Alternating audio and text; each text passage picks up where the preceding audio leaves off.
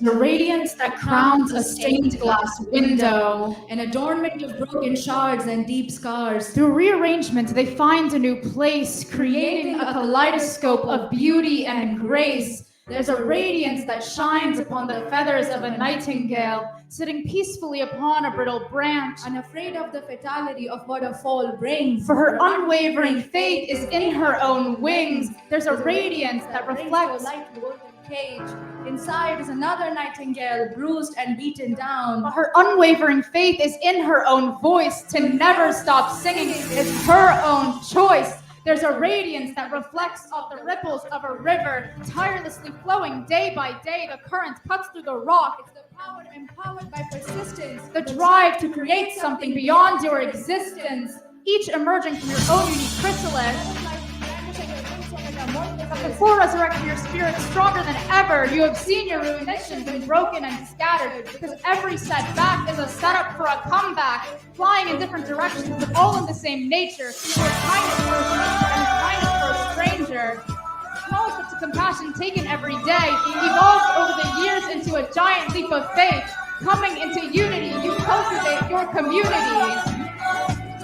Efforts you are the soul. You are the safety net that you rely on. You are more than your secrets. You are the bravery that comes with revelation, victorious, visible, and vulnerable. You look up to each other, never down on yourself. Success is not final. Failure is not fatal. It is your courage to continue that counts. Your struggles, your ability, down to the core of you. You are love. We see you, we hear you, this is you. Then any tongue that roars with glory, not a flicker of shame, that cries you carry alongside your name. This is Annabelle. This is Cynthia. This is Lily. This is Panache. This is Isaiah. This is Jacqueline. A heart that's been healed is stronger than one that's never been broken at all. Trails that let you hear to this floor, to burst through the barricades is what you fight for. This is class of 2024.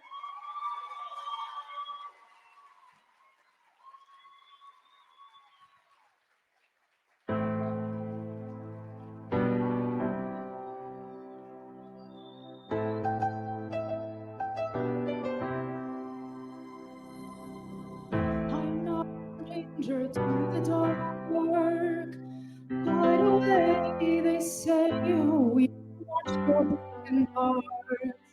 I won't be ashamed of all my scars. Run away, say no one will love you, but I won't let them break me down to dust. I know that there's a place for us. Glory. The shoulders wanna cut me down. I'm gonna send a flood, I'm gonna drown them out. I am brave, I am bruised, I am who I'm meant to be. This is me. Look out, 'cause here I come. And I'm marching on to the beat I drum. I'm not scared to be seen. I make no apologies. This is me.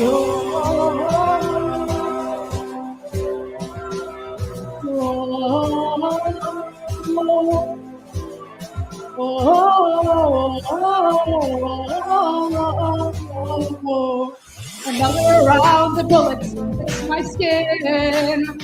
I'll fire away, 'cause today I won't let the shame sink in. We are bursting through the barricade and reaching for the sun.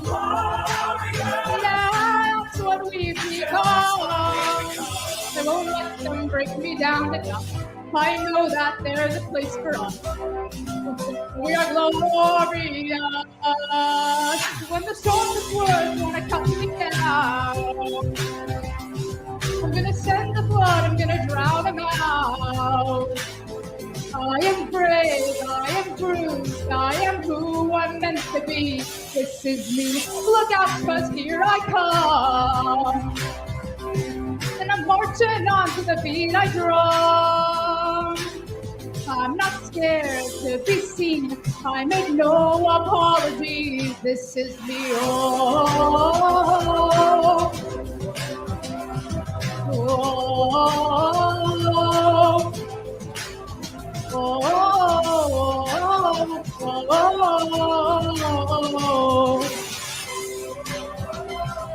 and I know that I deserve your love. There's nothing I'm not worthy of. When the sharpest words wanna cut me down, I'm gonna send the flood, I'm gonna drown them out. This is brave, this is bruised, this is class of 24, this is you.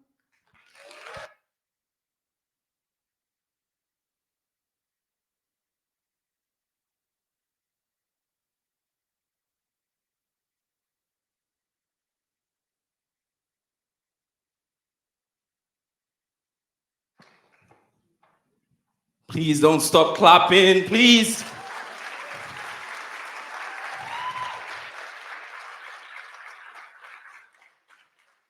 Thank you so much. Thank you so much, Vishu and Marichi, for that deeply moving piece. Good evening, distinguished guests, ladies and gentlemen, those of you present here tonight, those of you joining us from around the world, you're welcome to Watson Institute Summit at Lynn University 2024.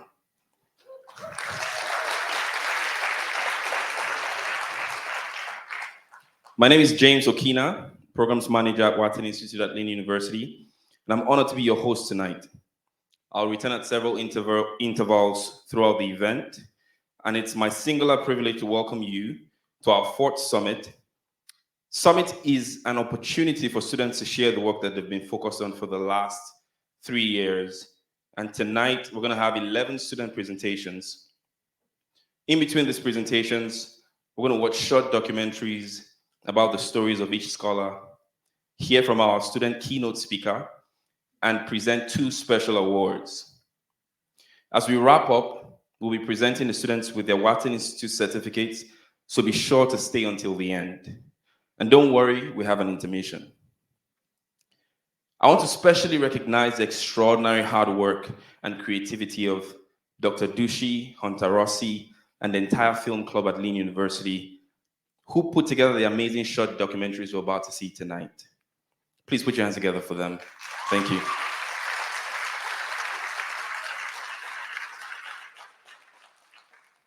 Finally, remember tonight is a celebration. So we invite you to clap, shout, cry, laugh, release whatever emotions you're feeling. Class of 2024 has earned this moment. You, family, friends, faculty, well-wishers, you've also earned this. So please release all the emotions here tonight.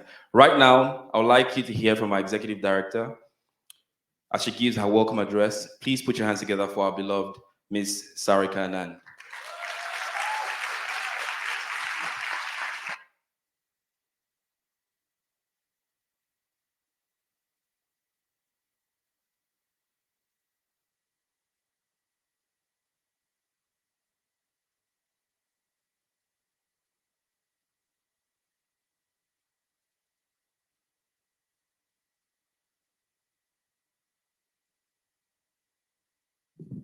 Okay, sorry.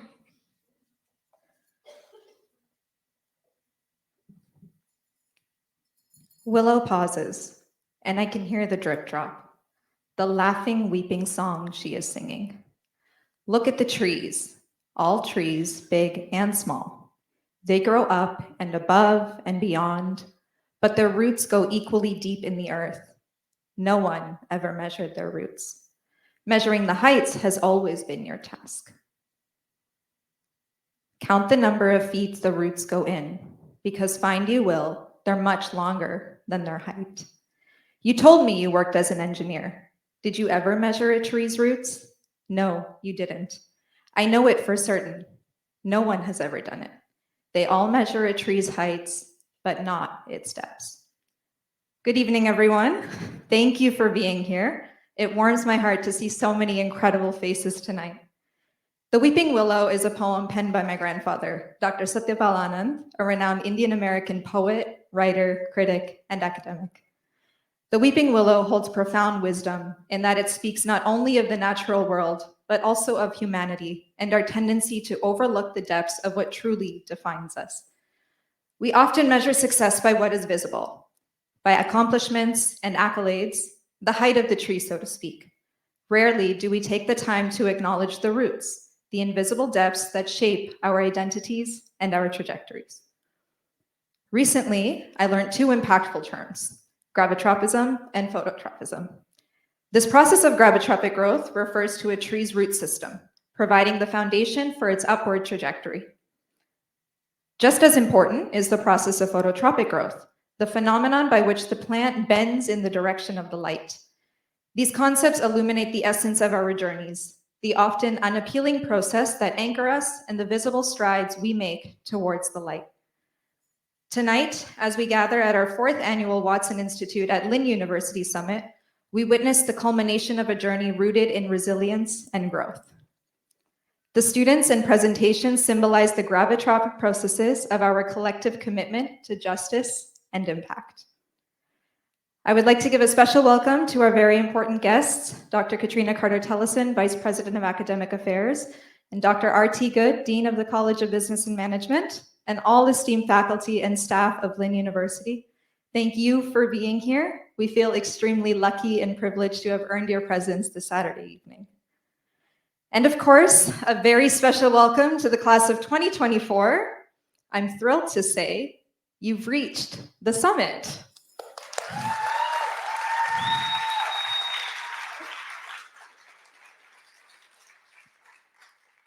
As you embark on new beginnings, remember to invest in both your invisible and visible growth. By nurturing these roots, you build a strong foundation that empowers you to thrive during your phototropic journey towards realizing your aspirations. And finally, to everyone here this evening, collectively and as a community, let us reflect on the journey of the Weeping Willow and the lessons it teaches us, that just like this tree, your own journey towards growth and transformation encompasses both the roots that reach down in the darkness and the branches that everyone can see. For it is through this balanced process that we can truly make a meaningful impact and create lasting change in the world. Let us remember to measure and nurture the depths of our roots, because find you will, they're much longer than their height. Thank you, everyone.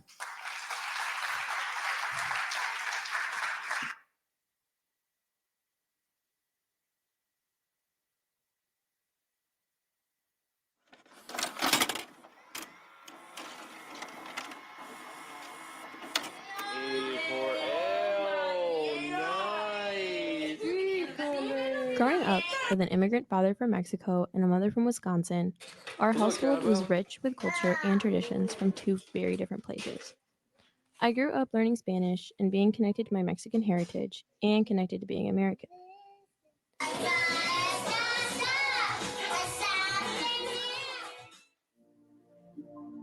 I always loved having two different cultures, but as I grew up and went to college, identity issues started to arise. There is a bias in being from two different cultures. I'm always asked, "What are you?" or mistaken for being an ethnicity that I'm not. I started to hear and feel more that I was too American and not Mexican enough to fit in. As my college years went on, I found a way to express who I am without care for what others might say. I thank my parents for always reminding me that being who I am and authentically myself is never wrong, and I'm grateful to have the support of my sister and brother walking alongside me in everything I do. I am a proud Mexican American and passionate about advocating for everyone to show up as their authentic selves. College gave me the space to find my voice and speak up about my experiences, because they do matter.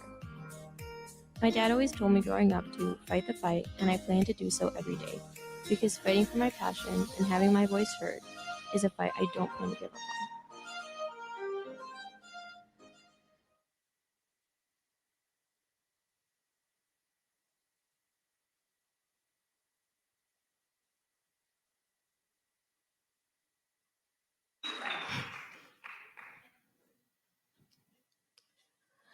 Imagine a world where you show up and you work hard and you prove you can get the work done, and yet you are still behind. You can only go so far. This is the reality for many women in the large corporate legal world. At 17 years old, I researched the lack of women in government roles and legal positions in my senior thesis class. The realization of the results I discovered, the stories of women currently working in the profession, and the bias and standards they were subjected to really set in for me. This was truly a turning point for me and the view I had of the world and the legal profession I have hopes of entering one day. In 2023, women made up 56.25% of all ABA-approved law schools, meaning that more than half of the law school student population identify as women, and yet, in large corporate law firms, women make up 21% of managing partner positions and 22% of board of director positions. Women of color hold an even lower threshold, holding 4% of managing partner positions and 4% of board of director positions. These statistics beg the question of why. What is prohibiting women from advancing or receiving promotions at the same rate as their male colleagues?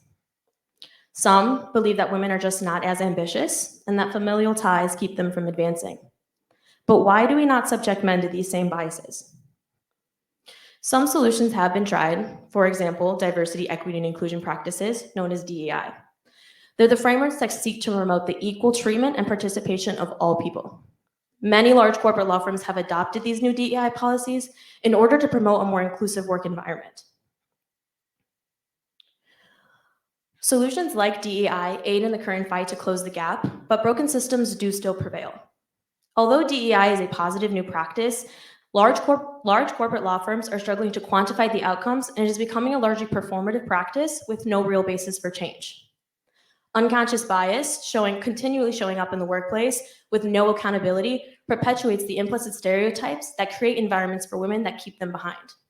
And lastly, systems like the large billable hours model, which requires attorneys and lawyers to meet a certain amount of billable hours, is unattainable as is. And intentionally or not, it forces women to opt for less competitive areas of law and not be considered for promotions. Ruth Bader Ginsburg, an American lawyer and past Supreme Court justice, and someone I looked up to, once said that women belong in all the places decisions are being made. As a Mexican-American woman, aspiring law school student, and practicing attorney, my passion for this cause is strong, and the urge to change this trajectory is vital, not only for myself, but for women who are like me. Now, the current landscape of the profession does beg for a complex solution. My proposed solution is not a one-size-fits-all, and more advocacy and research is needed in order to defeat the whole problem. With that being said, my proposed solution asks for large corporations, for example, Apple or McDonald's, to be held accountable when outsourcing their legal aid.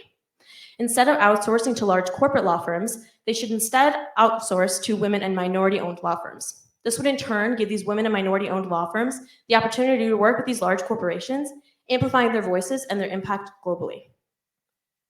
By steering these large corporations to supporting women and minority-owned firms, we can be one step closer to creating a more inclusive work environment for everyone. Oftentimes, for women to be heard, we say that we need to create a better future for our daughters, sisters, and nieces. But women are not just daughters, sisters, or nieces.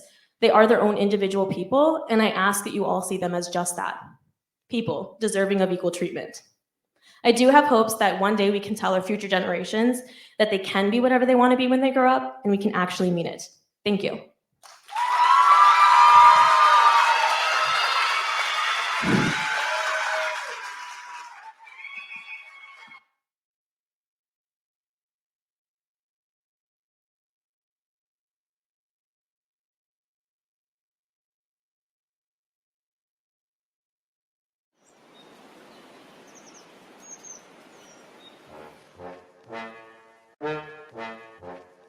It's like growing up, I could never run the fastest. Shocker.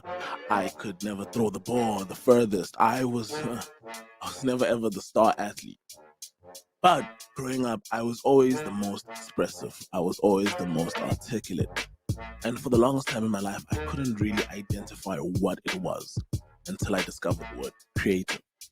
All my life, I've always been the most creative, and it's something that I've always cared about. It's translated in the way that I dressed, the way that I carried myself, and the way that I spoke. Furthermore, it translated into the love of my life, which is fine art. I've cared about expressing my feelings, I've cared about expressing other people's feelings. I've cared and I've cared. I found art, and in many ways, I think art found me.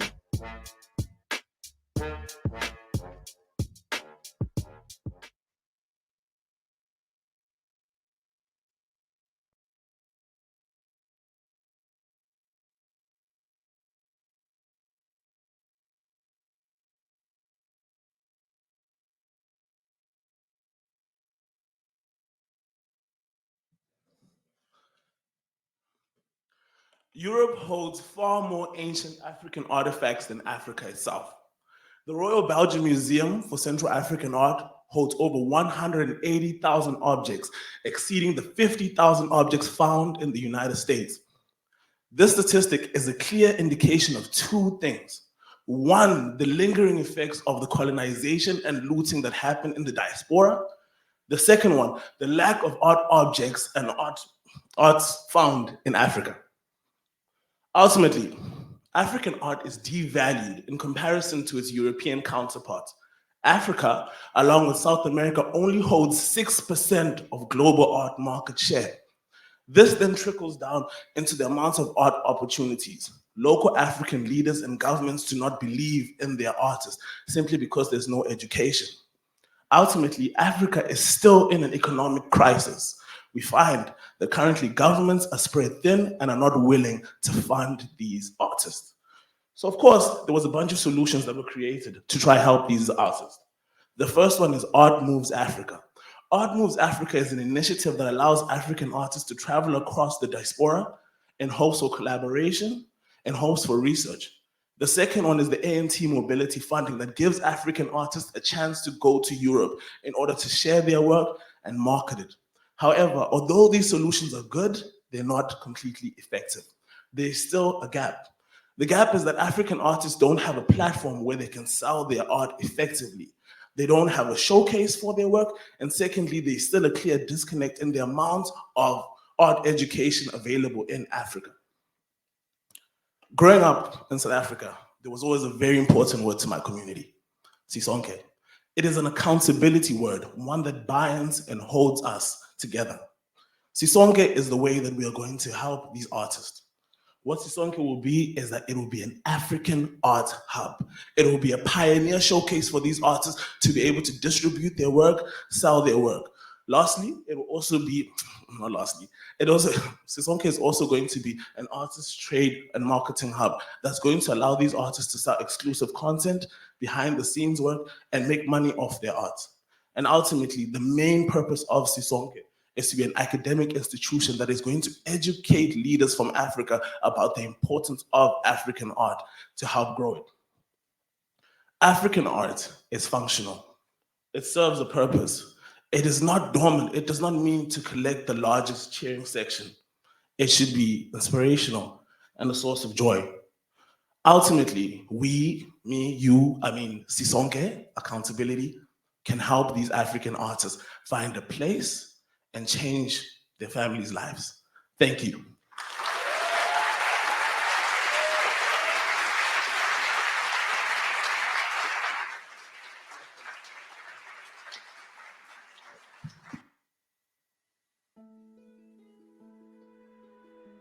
Health is one of the biggest aspects of life that people take for granted.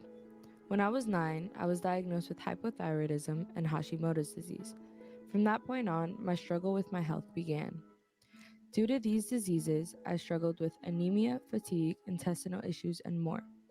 I'm from New Jersey, and unfortunately, private insurance was extremely expensive. In the United States at the time, my medication cost almost $1,000 for 30 pills. My mom has a lot of experience in the medical field, and she is the main reason that I was able to have access to the healthcare that I needed when I was sick because she would know what to do. As someone who was born and raised in the United States and whose primary language is English, I can barely understand the healthcare system in the US. But I believe in a world where everybody could have the ability to get the healthcare they need, not just by availability, but by accessibility. I am here ready to fight for our basic human right to healthcare, and I am here because I believe that we all have the right to live healthy lives. Porque merecemos vivir.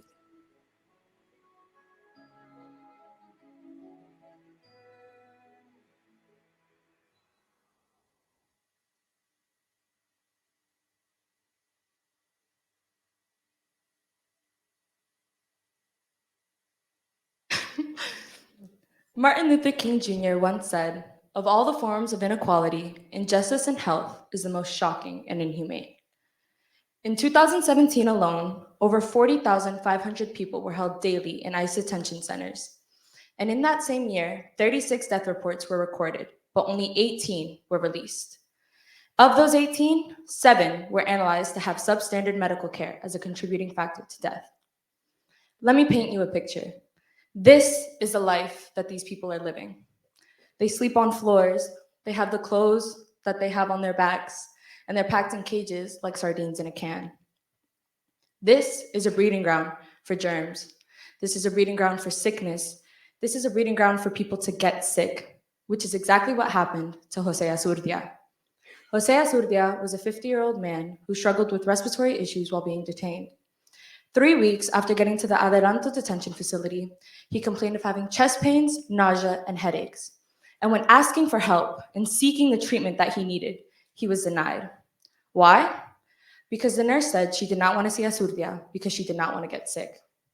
I can imagine Jose Azurdia as my father, as someone who needs help, as someone who needs treatment, and is being denied access to that treatment. Unfortunately, 4 days later, Jose Azurdia passed away. The contributing factor was the substandard medical care he received at this detention facility. Healthcare is a fundamental human right, and yet, over 8 million people die annually due to a lack of access to quality healthcare. While the US has had some solutions to combat this, like the Emergency Medical Treatment and Labor Act, which allows for treatments in emergencies regardless of insurance status or documentation status, there's a big gap. There's not enough funding. And also, there's community health centers, which offer low-cost treatments to people from lower income communities. It has the same problem. There's not enough funding. So my proposal is a cross-organizational collaboration, which will allow for a checks and balances system to be in place to make sure every party upholds the role they need to uphold. This would include community health centers, advocacy organizations, educational institutions, immigration attorneys, and immigration and customs enforcement. You may be wondering where we'll get the funding for this. In 2024 alone, ICE will receive $25 billion in funding. Part of that funding can go towards ensuring community health centers have the staff that they need in order to be a part of this partnership.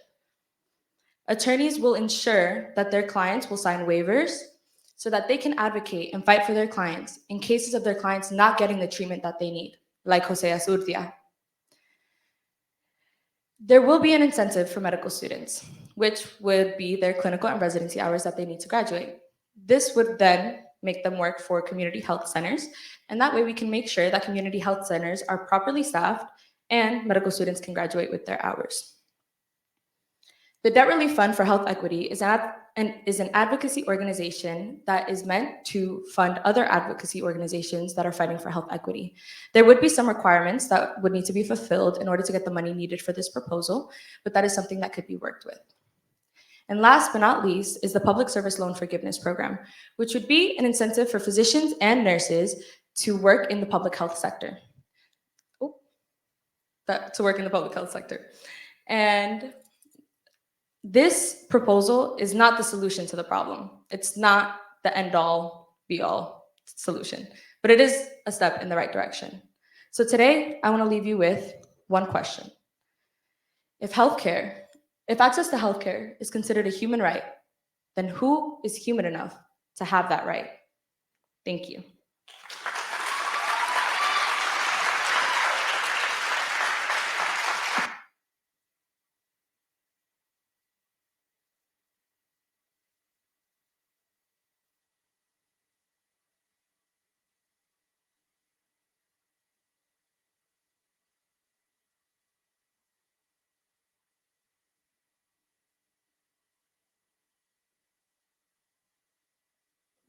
Thank you so much, Melissa. Your passion and dedication to this issue were evident in every word you spoke.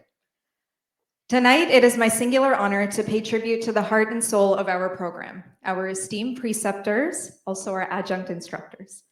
Here at Watson Institute, we recognize that our preceptors are not just instructors, they are the very DNA of our program. With their wealth of practical experience and leadership in their field, they bring a unique perspective and invaluable guidance to our students. To all of our preceptors, for your tireless efforts, boundless dedication, and steadfast commitment to our students, we thank you. We are profoundly grateful for your invaluable contributions, and we consider ourselves fortunate to have you as a part of our team.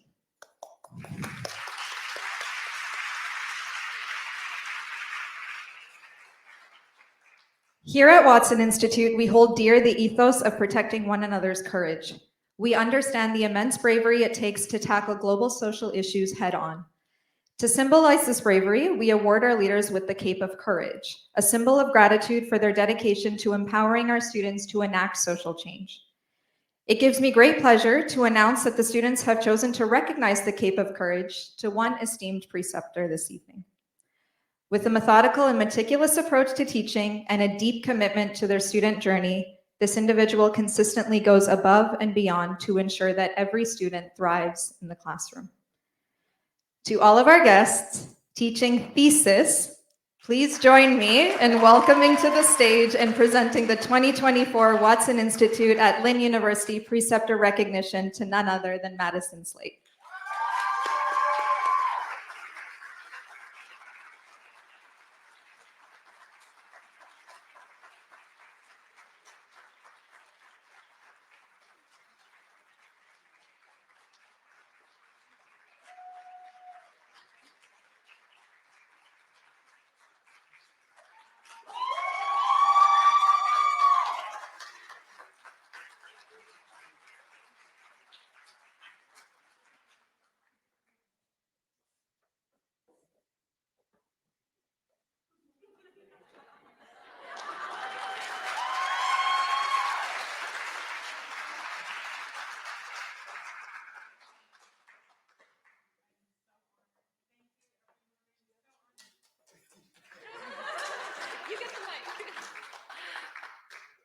Good evening.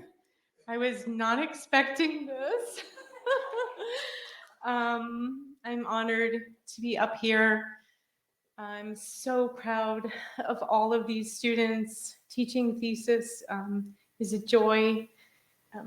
Learning about every one of you was incredible. You are all just amazing individuals. You went through quite a journey in this class. In 4 weeks, they had to write a thesis. They had to take their mission, which they thought was detailed and specific, and realize that it wasn't at all. And carve it out into this beautiful milestone, a journey. I think you all learned a lot about yourselves. I learned so much about you. What we see here tonight is the result of a lot of hard work, and you all deserve to be here.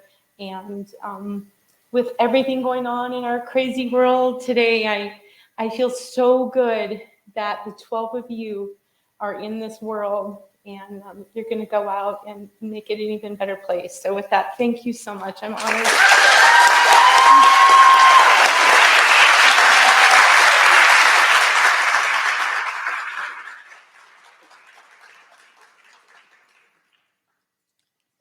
Congratulations once again, Madison. Thank you for your unwavering commitment to shaping the next generation of our social impact leaders. As we gather to celebrate the achievements of our program, it's important to recognize that Watson Institute would not be where it is today without the invaluable partnership of Lynn University and the College of Business and Management. We are immensely grateful for their ongoing support and collaboration, which enables us to continue our mission of fostering social impact leaders. At Watson Institute, one of our guiding principles is to go the extra mile, or as we like to say, to go the extra 37. This signifies our commitment to going above and beyond in everything we do. Tonight, we have the privilege of recognizing a leader and educator from the College of Business and Management who embodies this principle wholeheartedly. They have consistently served as a champion for this program, going above and beyond to mentor our students both inside and outside of the classroom. They challenge them to exceed their limits and support them in translating their grand ideas into tangible business models, guiding them through the canvas with expertise and care. They truly go the extra mile every day, and their efforts have not gone unnoticed. Ladies and gentlemen, it is my great honor and privilege to present the 2024 Watson Institute 37-Mile Recognition to Assistant Professor of the College of Business and Management, Dr. Brent Muckridge.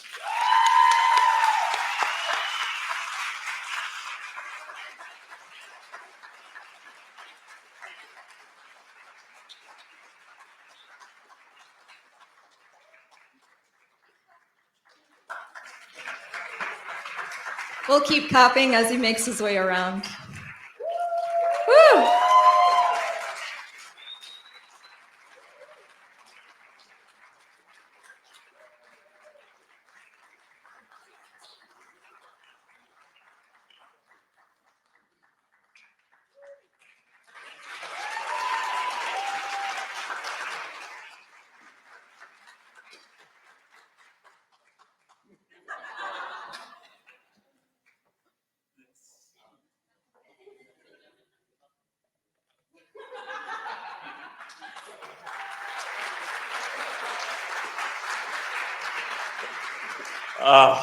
Okay. You're all gonna make me cry. Thank you very much. I truly appreciate this, and I have loved working with all of you, and seeing all of you up here today is great joy for me. This is my fourth one to be. Before I started at Lynn, I started with the first summit. And I've got to see the whole program grow and see all of you grow, change, develop, and see the potential you can have and what you're going to do. And so with that, it's a pleasure be able to work with you, to work with the team at Watson, to be able to shape and grow this program and see how you guys can go out and change the world. And I look forward for you to come back and be in my classroom and tell everybody what you are doing, how you're doing it, and showing how you can change the world. Congratulations to the class of 2024. May you go far, may you go wide, may you always be part of Watson and Lynn. Thank you.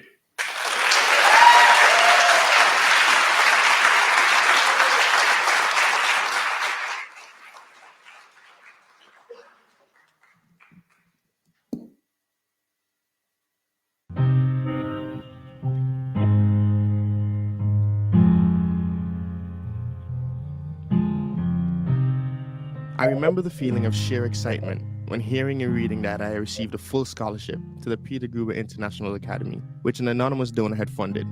This year sparked the beginning of what became my path. I followed passion and purpose, pursued interest, chased my dream, and found alignment in my true self. Growing up in a supportive household, my parents provided positive exposure to multiple avenues for success. Soccer, music, and dance are staples of early childhood that carried throughout my early adulthood. Although these interests created paths of potential, something was missing. I was missing what made me happy. I reflected on my life experiences at every stage, and one common component was the connections I made with those I shared spaces with. I slowly began to realize that this truly made me happy, the ability to connect with others. This took care of everyone being seen and understood. Life has its way of revealing things to us through different avenues and paths, granting us options. However, these things can be deceptive.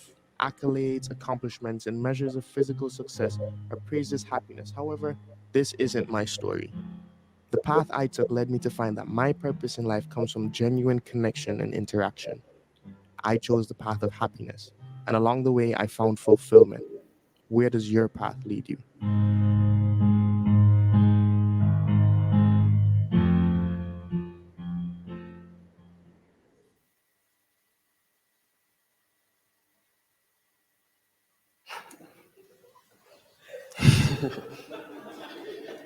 There is no greater gift you can give or receive than to honor your calling.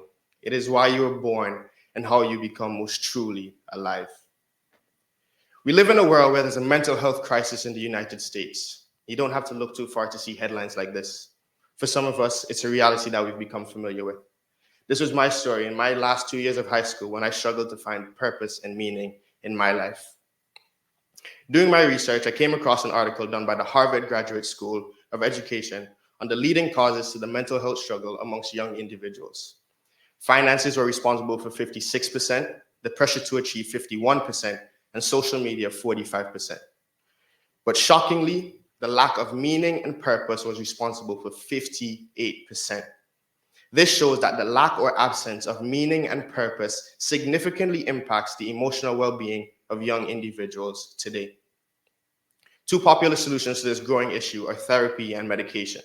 And although we've seen an increase in the amount of users between 2019 and 2022, the quality of mental health for the individual has decreased by 35%. In 2019, it was at 43%, and in 2020, 30%.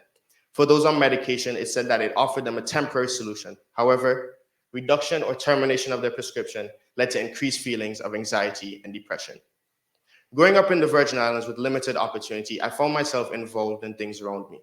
From playing music in school to soccer internationally, I became invested to the point where I lost the essence of meaning and purpose in my life. Around this time, my older brother was off to college, the first in my immediate family, and I decided to go to him to seek advice. While questioning meaning and purpose for my life, he reminded me that whatever I chose to do should be fulfilling. I soon too was off to college and decided to do the same for my sister. This relationship between my siblings and I has inspired my social enterprise, Project Big Sibling. Project Big Sibling is built on the ideologies of passion, purpose, and intent. The vision of Project Big Sibling is to create a future where each student is confident and supported in their pursuit of purpose. The mission of Project Big Sibling is to empower high school students to pursue passion-led careers by providing them with tailored mentorship. Project Big Sibling will do this by pairing each student with successful Virgin Islanders in and from the community through skill development workshops and career prep training. In the first year, Project Big Sibling aims to provide 5,000 students from 2 public high schools within the St. Thomas St. John district with mentorship, one being the Ivani Udorican High School and the other being the Charlotte Amalia High School. There's 2 things we get every day: a chance and a choice. Join me in helping students add value to their choices, as this determines their destination. Thank you.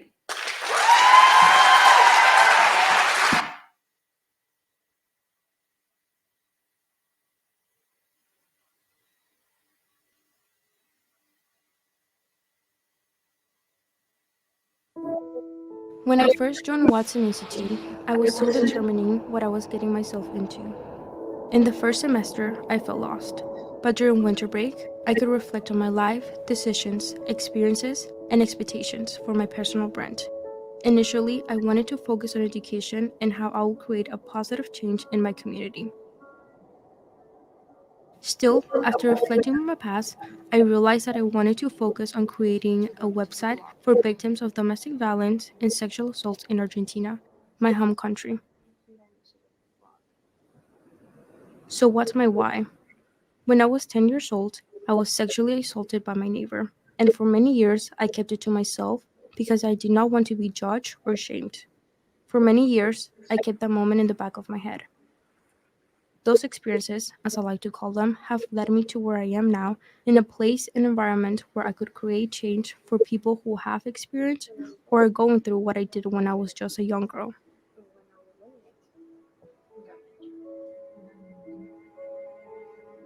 I am not what happened to me. I am what I chose to become.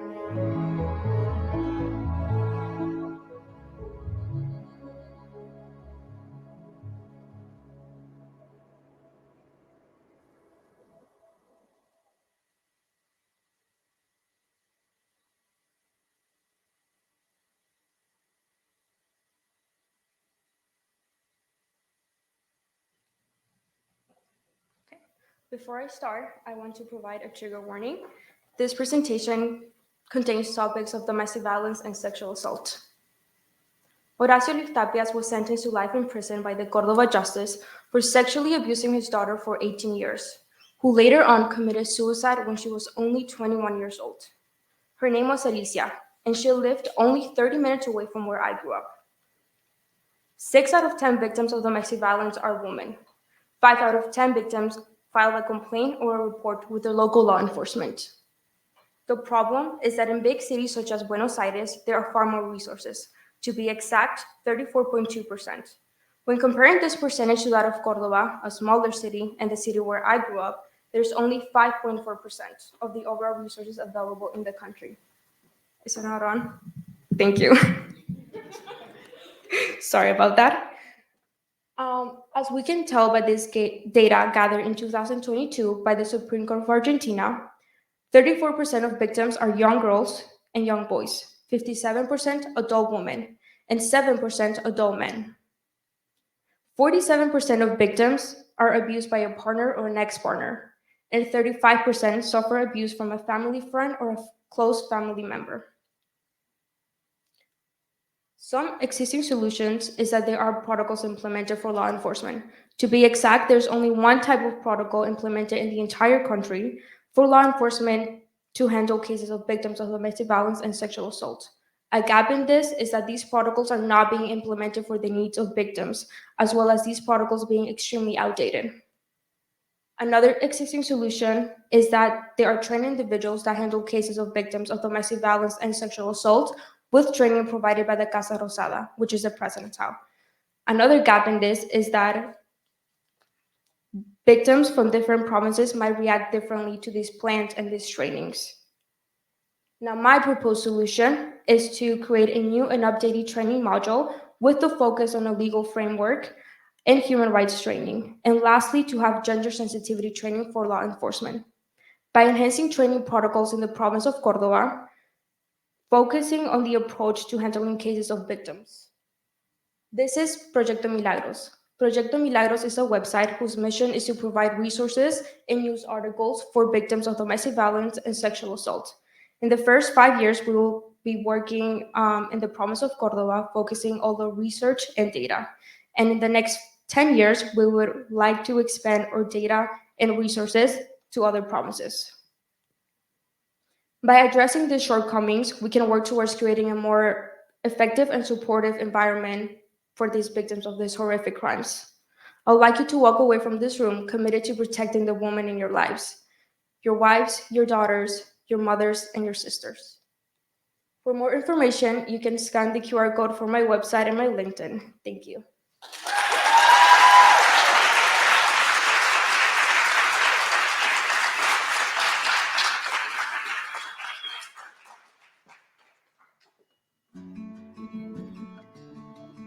From the moment I stepped into high school, I had a clear vision of where I wanted to study and who I wanted to become. I aimed to pursue my dream of becoming a graphic designer, a field I was genuinely passionate about. However, during my high school journey, a new passion unexpectedly unfolded when I began volunteering with Operation Smile. Witnessing children suffering from cleft lips, receiving life-changing surgeries, opened my eyes to the power of social impact. Spending time in hospitals, connecting with children who later remembered my presence and thanked me with heartfelt hugs, those moments filled my heart with a sense of purpose. Saying goodbye to home was tough, especially missing the level of interaction I had when volunteering with social impact organizations. 1 year into my degree, I made a pivotal decision to combine my love for graphic design with my passion for social impact. Over the years, I've collaborated with various nonprofit organizations, purpose-driven companies, and social entrepreneurs. My values and determination, instilled by my family, were woven into every action I took. Today, I stand fulfilled. Through my designs, I've not only reached numbers and raised awareness about critical issues, but more importantly, I've impacted lives. My story is a testament to the power of combining passion with purpose. In every design, I find fulfillment in making a difference in the lives of those who once seemed unreachable.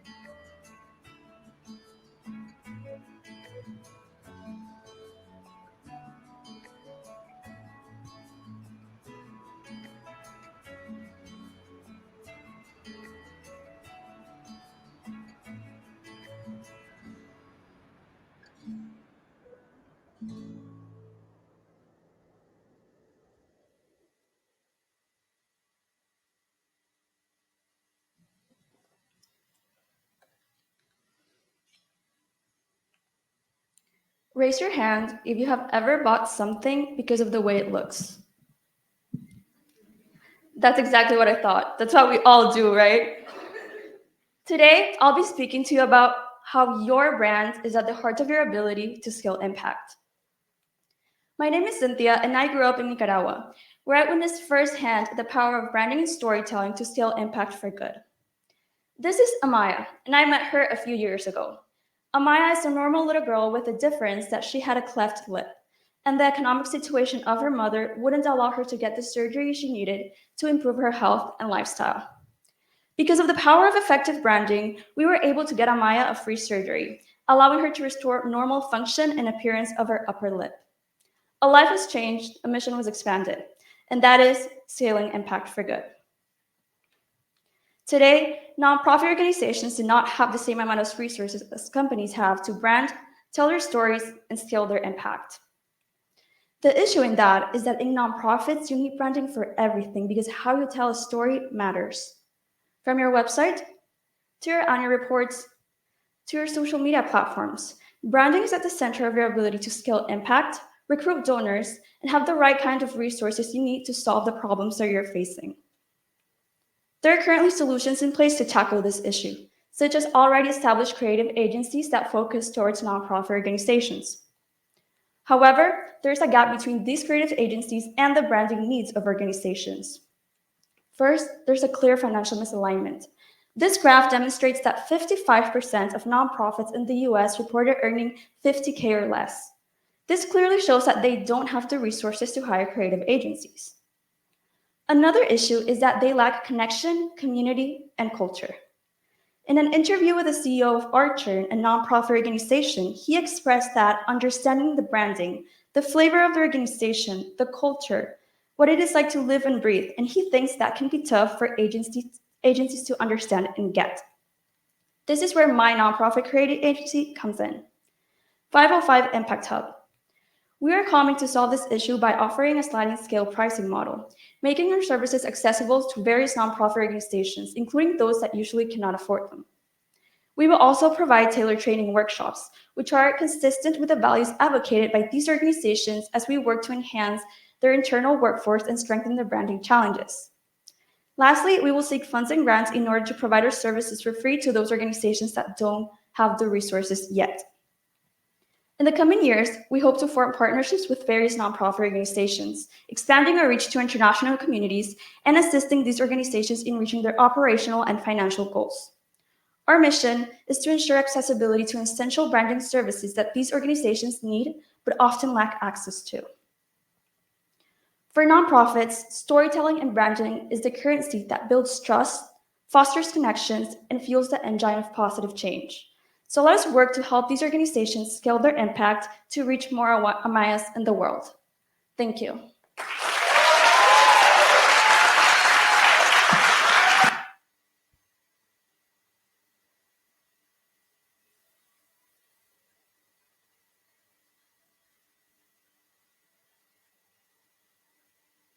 Thank you so much, Cynthia, for sharing such a heartfelt presentation to an important issue. I hope everyone has been enjoying the evening so far. At this time, we'll proceed with a 10-minute intermission. I'd like to kindly ask that you return to your seats at 7:35 p.m. so we can begin promptly. Thank you so much.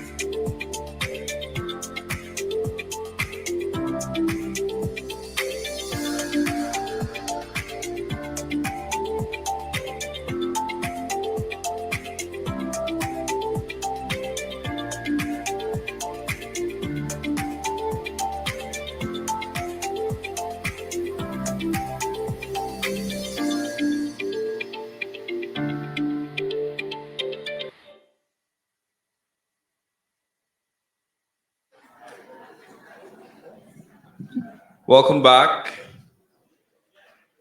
I want to make sure that we're seated for this one. We have some more very, very powerful presentations. So I want to make sure that we're all seated for this one. So at this time, we'll continue our student presentations with the presentation of Jacqueline Shembri. Thank you.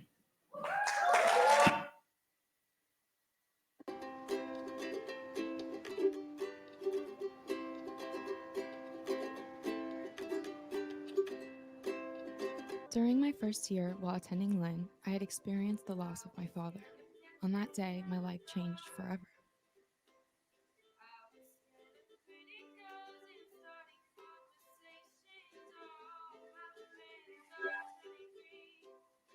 I remember grappling with the grieving process while trying to stay connected to the world. My father was my superhero. When I was little, every year on Halloween, he dressed as Iron Man in a suit that he fabricated from scratch. He was the strongest person I knew and was capable of anything. He taught me how to play music, golf, think with an entrepreneurial mindset, and to be independent.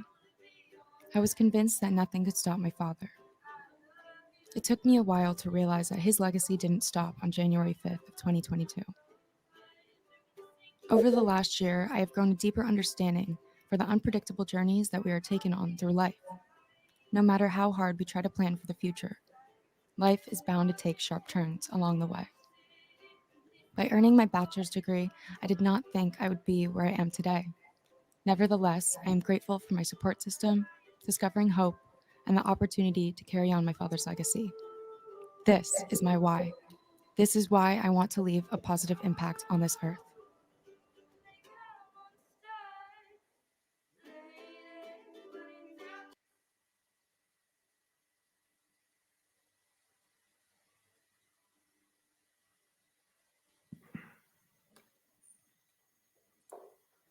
Have you ever wondered about the hidden costs behind the glamorous facade of the fashion industry? Or have you ever stopped to think about the cruelty of innocent lives that happens behind these closed doors? Did you know that 159 million animals are killed each year for their fur and skin alone?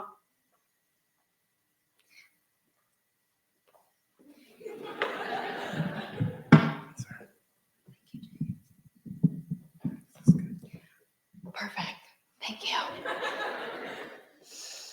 Where was I? Okay. So this began in 1483 when the Act of Apparel was commanded by the UK and said that fur and leather must be regulated by status. Individuals who then made over 40 pounds each year were able to wear and purchase such garments. This immediately categorized animal byproducts into standardized luxury goods. In 2019, California made history by becoming the first US state to ban fur sales. However, fast forward to present day 2024, there are still over 100 million animals that are killed as the demand for leather and fur remains prominent within the US, and there are still operating fur farms that exist today. There once was a 15-year-old girl who adored the glamour of high and luxury fashion until one day her fascination turned to horror as she uncovered the truth about the fashion industry. This young girl was me. About 6 years ago, I decided to turn vegan after uncovering the truth about the fashion industry, as I've been a passionate vegan ever since, as my love for animals has only deepened, as I've been an animal advocate, a fashion lover, and also consider myself an innovator, whether that be in the kitchen, coming up with plant-based alternative recipes, or trying to come up with ways to style cruelty-free pieces of clothing. The overarching problem. The overarching problem is the lack of government regulation. With the continuous suffering of animals, this results in animal depletion and extinction, the endangered animal species list increasing, environmental degradation, and state law division. Some solutions to combat this overarching problem is that the UK has implemented the Animal Welfare Act, which protects all vertebrate animals, and the Fur Farming Prohibition Act, which terminates fur farming altogether. However, there are still gaps within this solution as imports and exports still remain inside and outside the United Kingdom. The Mink Virus Act was created within the US as this act aims to terminate fur farming after a one-year phase-out period and to reimburse fur farmers. However, this act was solely introduced due to the mitigation of human health concerns during the COVID-19 pandemic. Animal rights organizations such as PETA, People for Ethical Treatment of Animals, carry campaigns and initiatives to push individuals towards cruelty-free practices and solutions. However, this does not land with everyone, and this does not inherently solve the problem. My proposed solution: fashion that looks good on women and on the environment, dedicated to accentuating the voices of animals through a mission-driven fashion approach, conscious couture. A clothing line derived from plant-based materials, saving lives and our planet at the same time. Every purchase you make is a choice to support cruelty or compassion. This is why I stand in front of you today. By supporting brands that are cruelty-free, you're not only making a statement about your values, but you're also taking a stand against the unnecessary suffering. Everything we wear has a cost. Thank you.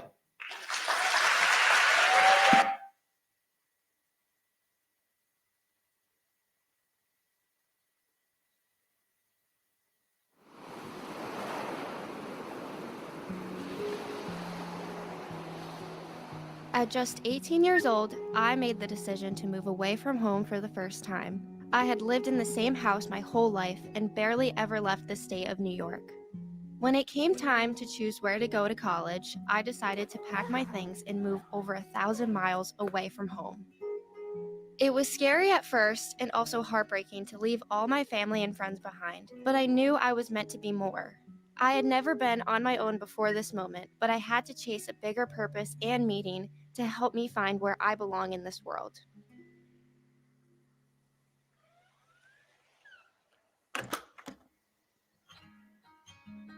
I always felt like I was meant to be by the ocean. A simple trip to the beach always cheers me up, and I can get lost from the sound of the waves crashing and my eyes jumping from shell to shell trying to find something worth picking up. Despite the fact that where I lived most of the year was a different state than what I had known, and all the people around me were new to my life, my family has always been my biggest support system and was always there for me through whatever. This big change in my life never would have been possible without them. They believed in my dreams more than I did, and one day I hope to look back at my younger self and see how far that little girl from New York has come. For whatever we lose, like a you or a me, it's always ourself we find in the sea.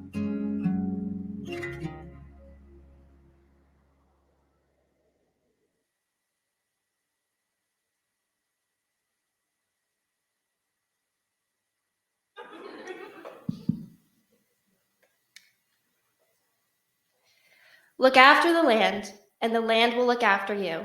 Destroy the land, and it will destroy you. This picture is from my first time at the beach. To be specific, I'm the baby in my dad's arms. My family always tried to bring us to the beach at least once a year while I was growing up. The beach became my home away from home. I could go there to relax and find clarity. When I go to the beach now, I feel inspired. Inspired to stop trash from washing up. Inspired to help all endangered marine life. Inspired. It has been proven that businesses care more about making money than helping our environment. These statistics show they value economic outlook over climate change efforts, but also believe they can still economically succeed while being sustainable. So why are businesses not making changes? The problem is that waste generated by businesses are intensifying climate change impacts, and this leads to severe environmental consequences. Businesses have to act now in order to ensure a bright and clean future. The current solutions set in place are B Corp certification, the United Nations, and the implementation of AI. A company that is B Corp certified means it holds a designation that a business is meeting high standards of verified performance, accountability, and transparency. The United Nations emphasizes the concept of synergy, which can be defined as the sum of two companies working together is greater than the sum of just one alone. And along with this, they have the 17 Sustainable Development Goals. AI is a long language model that speeds up human tasks that would typically take hours, and it also provides innovative solutions for companies seeking sustainable alternatives. With all of these solutions, gaps are present, preventing us from actually solving the problem. B Corp is guilty of greenwashing, a commonly used marketing tactic among many businesses, and the standards to receive this certification are very low, so you can still obtain one while having negative effects on the environment. The United Nations has a very broad point of view. With 193 member states, there cannot be a one-size-fits-all solution. Along with this, no impact is expected to be made until 2070. That is nearly 46 years from now. AI is prone to making mistakes, vulnerable to cyber attacks, and has a shocking impact on our environment. Training just one single AI model costs over 626,000 pounds of CO2. A round-trip flight from New York to San Francisco is barely 2,000 pounds of CO2. I am proposing my solution, Green Edge Solutions. I created this solution to serve as a guide to lead businesses down the right path of sustainability. This concept involves services given by sustainable experts, and they provide cost-effective solutions to transition to sustainable operations without the extra costs that many people believe are present. Tonight, I want to leave you with this quote by Jane Goodall. What you do makes a difference, and you have to decide what kind of difference you want to make.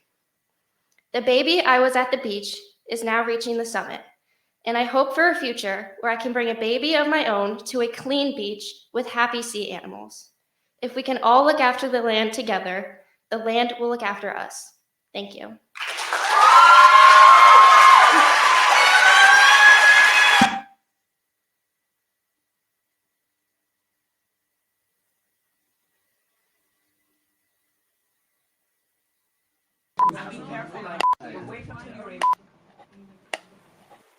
Growing up in 3 different cultures is the most diverse experience someone could ever have. My dad is from El Salvador, my mom is from Peru, and I grew up in Baltimore. I lost a connection between myself and my culture. It took me months to reconnect. I had lost myself, and the relationship with my family was slowly becoming non-existent. I believe that I never lost my culture, I was just hiding from it.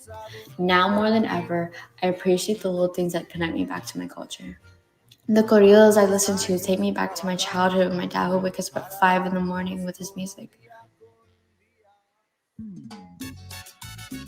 While these cultures connecting seem odd to many, even to me at times, it eventually became a core part of who I am. Although I had to learn how to embrace it, it's something that needed to happen to appreciate my life and the people of my community. No solo eso, sino que me hizo entender mejor a mis padres, sus consejos, castigos y todo el sacrificio que ellos hicieron para que yo pudiera seguir adelante. I appreciate my sister who gave up some of her childhood to raise me, because without us knowing, these things have become a part of our culture for years. Or my love for cooking reminding me of my mom when she would make us different meals from Peru every day, even trying to make Salvadorian meals. That's why I want to better the representation for Latinos, because the pain from disconnecting is something I hope no one will ever go through. You genuinely don't appreciate the things you have till it's gone.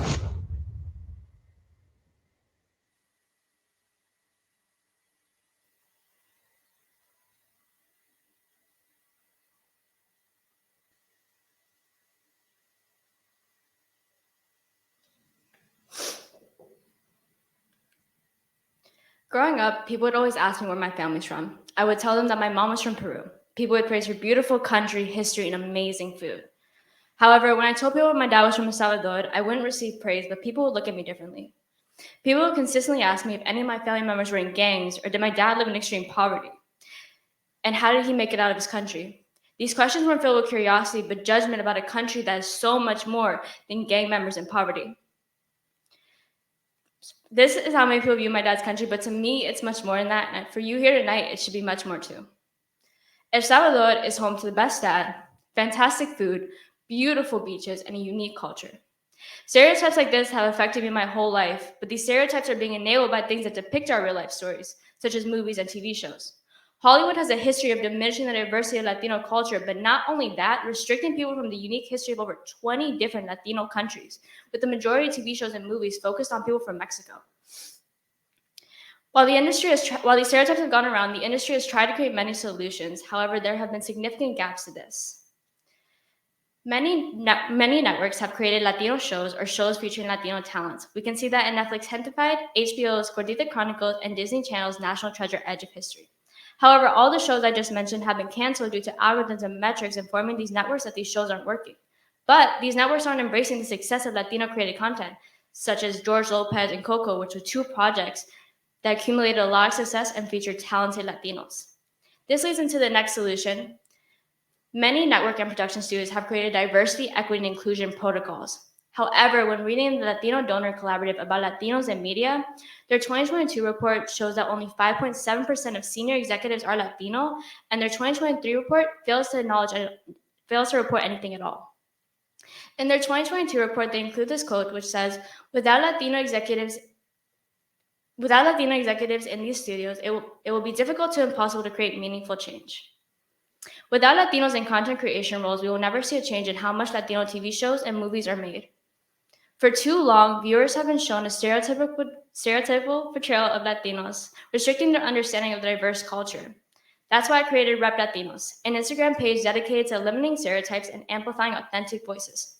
We do this by showcasing movies, TV shows, and film festivals created by Latinos, but not only that, highlight talented individuals on and off the screen. By promoting projects created by Latinos, we can encourage the audience to support this, and this will also demonstrate to studios that Latino-produced content is successful and deserves a bigger platform, allowing the studios to realize that there should be more Latinos in content creation roles. Latinos are all over the entertainment industry trying to create representation for themselves, and with your support, they can go a long way. Check out Problemista by Julio Torres, an up-and-coming Salvadorian filmmaker and actor whose movie is out on YouTube now. Before I leave, I want to leave you guys with a quote which I wrote. It's easy to criticize and confine Latinos as stereotypes, but it's easier to forget behind those labels are people with beating hearts. Thank you.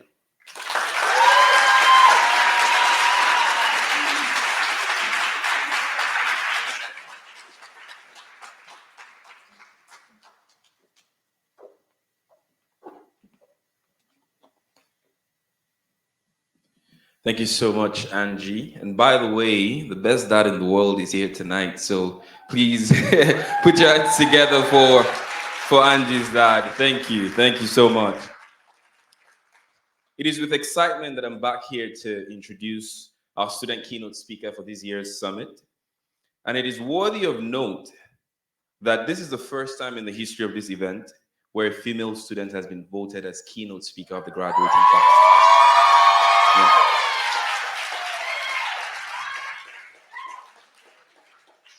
During her time here, she has fostered a legacy of leadership within Wharton Institute and in the larger Lynn community.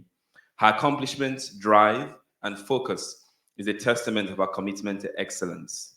Also known as Chicago's finest, please make welcome Annabelle Vargas.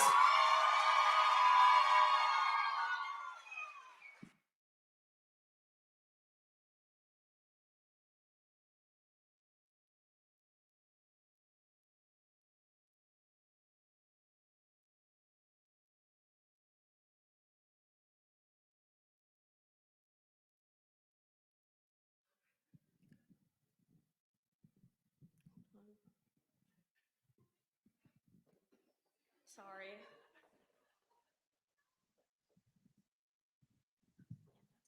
Perfect, thank you. Okay, sorry.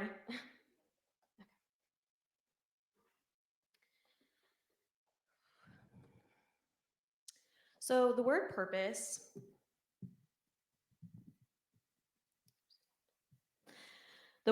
has been thrown around and talked about for quite a while now since I've been at Watson. What is your purpose in life? What purpose do you serve to those around you? How can you showcase your purpose to those who matter? For quite some time, it didn't make very much sense to me. I believed I always knew my purpose, and that was to be a kind, loving, and caring friend, daughter, sister, or classmate. Until in one of my last Watson classes, on the very first day, my preceptor, Pranu, said, "Your purpose is meant to be followed." This resonated with me and made me realize that our purpose in life is to evolve, to change, to make decisions that work and don't work, and to most importantly, get up and try again.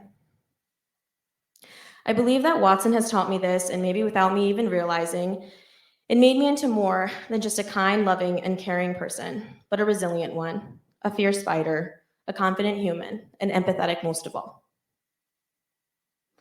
The word I would use to describe my experience at Watson and my growth while here is confidence. I came into Lynn and Watson eager yet reserved, always making sure I was present, but just enough to fly under the radar. Until I met Javi, on my first day in Lynn 101. All that changed, and to say I'm grateful would be an understatement. Watson Institute cultivates young changemakers to have a growth mindset in a world where everyone is put in a box. Labels mean everything, and compassion is the thief of success. Watson Institute encourages us to be the loudest in the room when inequity is seen, when systems that have long been used are outdated, and when change should be the only constant, the only thing we can truly be sure of. I can vividly remember the time I knew I wanted to be a lawyer. The movie, Just Mercy, changed the way I saw our government system and the incarcerated people that lost their lives because of a broken system. It made me realize that a systemic change needs to occur, and I wanted to be a part of it. I will never forget the feeling I had while watching this movie based on a true story, depicting the lives of incarcerated people on death row, many of them wrongly accused, and sadly lost their lives to a system filled with bias and systemic problems. At this point, I knew that I wanted to go into law school and become a lawyer with the intention of being a voice for those who cannot speak for themselves and empower those who can to stand up and make a difference. Being a Watson Institute student has given me the space and community to understand exactly how true change and innovation works, and to attack systemic problems with the intention of making a lasting change. Watson Institute has instilled a fire in me by surrounding me with peers that challenge me more than anyone I've ever met. I'm sure we can all agree tonight that the courage and inspiration from the class of 2024 was showcased quite well. Melissa, she's taught me that sticking up for yourself and the people you love is never wrong or never a mistake. Kasha has taught me that hard work and determination does get you far. Isaiah has taught me the importance of leading with intention. Angie has taught me that you don't have to be the loudest in the room to make a change. Sorry. Augustina has taught me that vulnerability and passion are strong attributes. Lily has taught me what true perseverance and being authentically yourself looks like. Aria has taught me that starting where you are to make an impact is worthwhile. Cynthia has taught me the importance of hard work, accountability, and determination. Tal has taught me that there's always a debate to be had. Jacqueline has taught me how to lead with grace in everything you do. And lastly, Panache, he has taught me not to take things so seriously all the time and to be confident when I know that I am capable. Collectively, they have taught me the true meaning of being a part of something bigger than myself. These are the people I've had the privilege of sitting next to in early 8 a.m. classes, working on projects together and running my crazy ideas by. We aren't perfect, but that is what makes us us. Looking into the crowd right now and seeing my peers fills me with immense joy because I can confidently say that I'm proud to be part of such an amazing group. I have no doubt that everyone here is going to make impactful changes and lead with gratitude and grace in everything they do. Lastly, I want to thank my mom for always believing me even when times got tough. My dad for always telling me to fight the fight, especially with things I am passionate about, and my sister and my brother for always showing up and supporting me and truly being my best friends in life. Thank you for all your support. And of course, the community Watson has given me that I can now feel confident going into the world, prepared for whatever is to come. Thank you.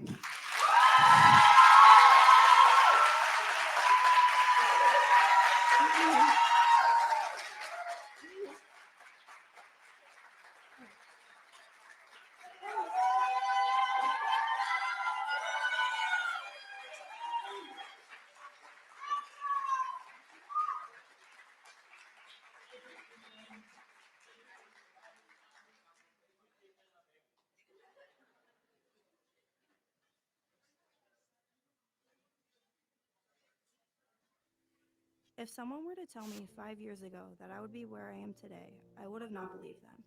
Over the course of the last 3 years of my college career, I've gained so much more than I expected. I have found my sense of purpose, a new home that brings me nothing but joy and happiness, and I've been able to meet the love of my life. There are no words to describe the immense amount of love, respect, and appreciation I have for the strong woman that is my mother. My mother is someone who I have always referred to as my angel, because she saved me from a time in my life where I did not see myself making it to high school. My parents gave me a strong upbringing that I am grateful for. In 2013, my life took an unexpected turn when my parents filed for divorce. My family broke in half and became divided, and it resulted in a loss of a relationship with my father. This hardship as a little girl made me realize that I was going to go through a lot of change and that it was going to be hard. This is something I never thought would be the case for my family, but suddenly it was.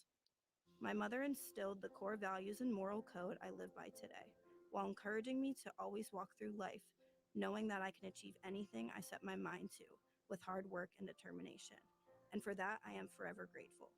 As this chapter of my life comes to a close, it is with so much joy that I get to walk into this next phase of life, knowing who I am more than ever and knowing what I have to offer the world.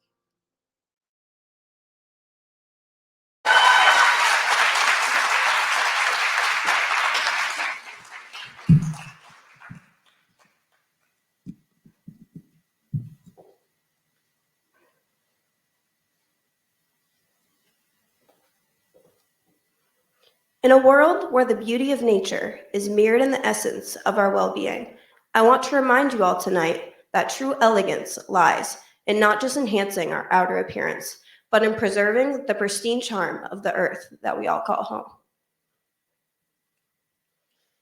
Out of the 320 billion tons of plastic waste that this country contributes to our oceans each year, the cosmetics industry is responsible for over 70% of that total amount.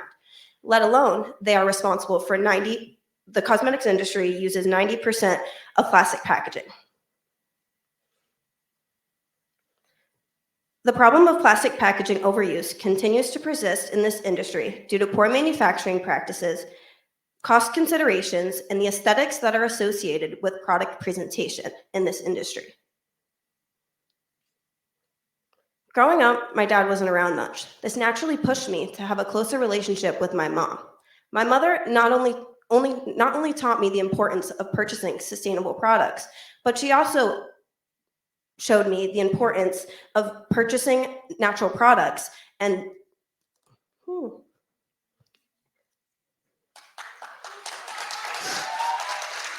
She not only showed me that, but showed me how the choices I was making were not only affecting me, but affecting the environment that surrounded me. Greenwashing currently works as a sales tactic in the cosmetics industry, as it naturally tricks consumers into purchasing a sustainable product even when it is not. There are also current recycling practices put in place by companies such as Ilia Beauty and MAC Cosmetics. These recycling programs allow consumers to donate their plastic packaging in order for it to be disposed of properly. However, there is a major gap in the limit to impact with this current solution, as these recycling programs only allow 10 products to be donated per month. I present to you all Eco Cosmetics, a new beauty line that is focused on replacing plastic packaging with naturally sourced bamboo in order to make the packaging biodegradable. This solution works to reduce our environmental footprint as well. Companies may believe that this proposed solution requires extensive funding. However, it is just about the proper reallocation of resources that will need to be found. This proposed solution works to significantly reduce waste while still promoting sustainable forestry practices and lowering our carbon footprint. By addressing this pressing issue, we are not only confronting the root of this problem, but taking a critical step towards sustainable innovation. I would like to leave you all with this tonight. Let us remember that every purchase we make is a reflection of our power and impact on the world. It is not just a transaction, but a vote for the kind of planet we want to live on one day. Thank you.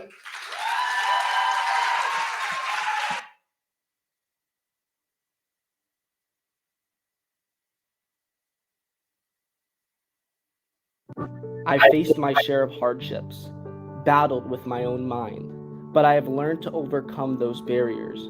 My parents have been my guiding lights, teaching me to live in the present, to love life, to laugh often. They've instilled in me a sense of self-determination. Why health and wellness? It's personal. I've struggled with weight, battled with unhealthy habits. I've seen firsthand the consequences of being overweight, the toll it takes on individuals and society, and I refuse to stand idly by. I want to be the guide I wish I had, to help youth lead healthier lives physically and mentally. I want to stand in front of more schools, share my message, my mission. I want to take that message worldwide, to different schools, to different cultures. I want to spread the word, ignite a spark in these young minds, and empower them to make a positive change in their lives and communities. But who am I outside of this project? I'm a comedian at heart, a lover of laughter. I thrive on making people happy, on seeing the brighter side of life. But beneath the jokes lies a deep sense of love, loyalty, and trust. I want to exceed expectations. I want to leave a mark, to make a difference in the world. So as I continue on this journey, I'll remember this. The rearview mirror is smaller than the windshield, and that's why what lies ahead truly matters. How we doing, guys? Thank you.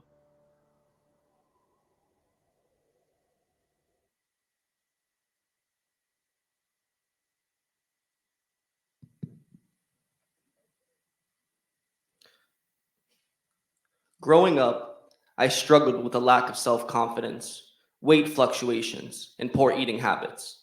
While this might be my personal story, this happens to be a similar story for millions of youth in America, and it didn't just start now. In the 1950s, poor eating habits started to become of a concern as fast food restaurants such as McDonald's were starting to populate in metropolitan and suburban areas. In the 1980s, an overweight physique in children started to become prevalent as cereal companies started prioritizing advertising strategies towards targeting young, vulnerable youth. In the 2010s, sedentary lifestyles have taken the youth by storm, with the drastic increase in online gaming, social media, and video entertainment. The prevalence of sedentary lifestyles, limited access to healthy food, and poor eating habits are major driving factors in the increasing obesity rates in America, negatively impacting the quality of life for millions. Negative outcomes associated with these are obesity, overweight physique, lack of self-confidence, poor eating habits, weaker immune systems, sedentary lifestyles, cardiovascular disease. Ways that have been tried to mitigate these problems are through weight loss drugs, which act as an appetite suppressor and help with prolonged emptying of the stomach. Calorie counts, which provide nutritional content on menus and promote transparency by food establishments. And lastly, gym and sports, which allow for you to move your body in the way that you love. Despite these efforts, there are evident gaps in them. Many people regain the weight that they lost once getting off the drugs. Many people don't know the basic principles of nutrition. Many people feel judged in society if they reach a certain weight. This is where I come in. My idea to combat this problem is through Mentally Macro. Our mission is to encourage the youth to improve their health and wellness by replacing sedentary lifestyles and poor eating habits with regular exercise and well-balanced diets. Our vision is to speak at middle school and high schools to spark a positive interest into actively eating healthier foods and intentionally moving your bodies more. I want to leave you all with this. Fear is a mile wide, but once you take that initial step, you'll realize it is only an inch deep. And that is why, arguably, like Annabelle said, the first step is the most important and the most challenging. Thank you so much.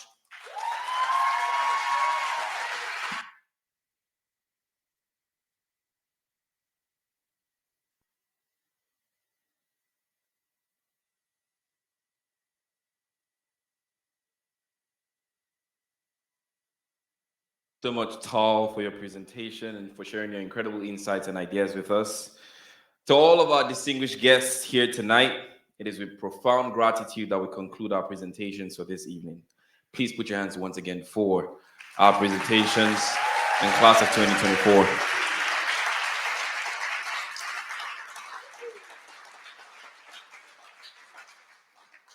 What we saw here tonight was a culmination of at least 3 years of evolution by each of these scholars.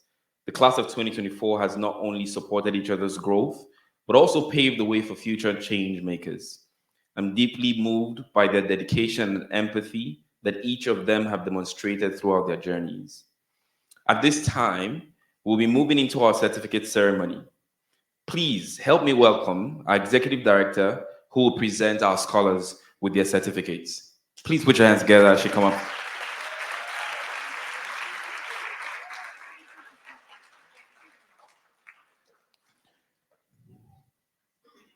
Let us celebrate and honor these incredible scholars for their remarkable achievements and the positive impact they will make in the world. In no particular order, I would call them up to receive their Watson certificates. Please shout, clap.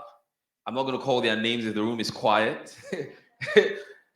They've worked hard for this, so please give them their moment. Thank you so much. Please put your hands together for Tall Argov.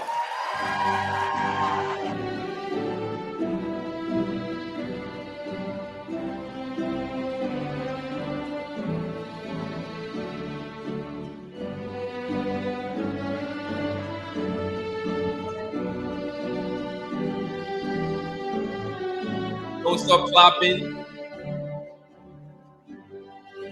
Thank you, thank you. Please put your hands together for Cynthia Campos.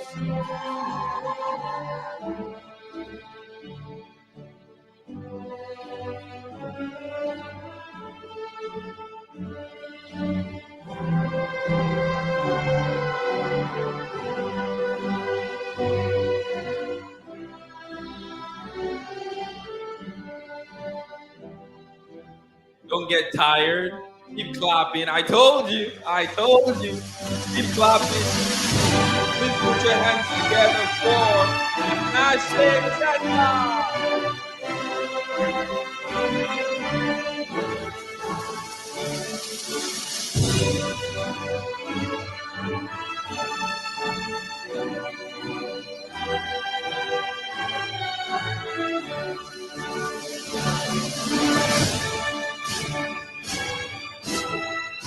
Keep clapping as we make welcome Kimi Dooley.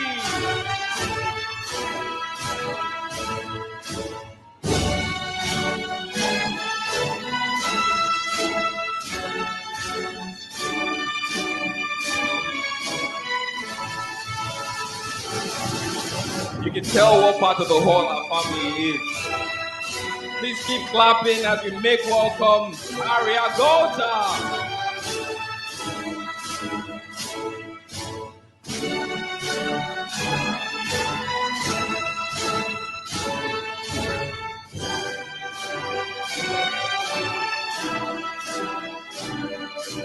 Keep clapping as we make welcome Tasha Henninger.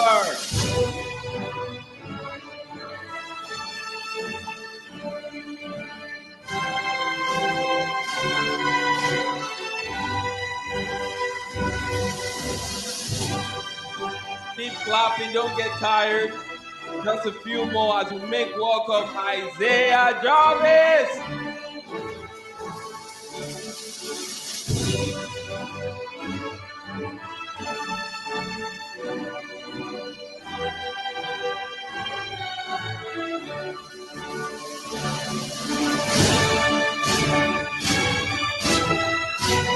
Don't stop clapping as we make welcome Melissa Quiseno.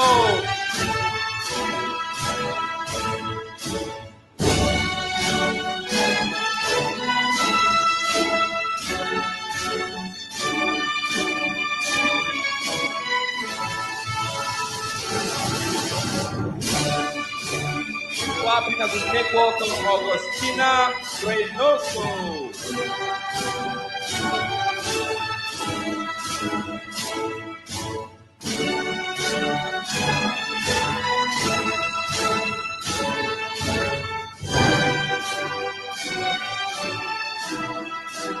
Don't stop clapping, don't stop clapping. Let's make welcome Jacqueline Shembri.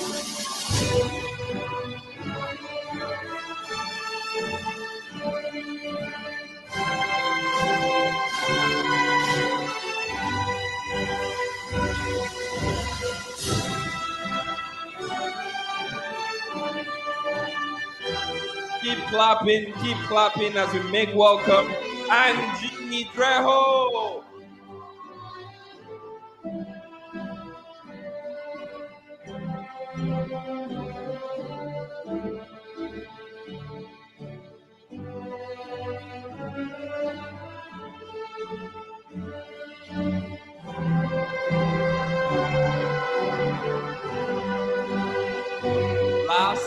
definitely not the least, Chicago's finest once again. Put your hands together for Annabelle Vargas.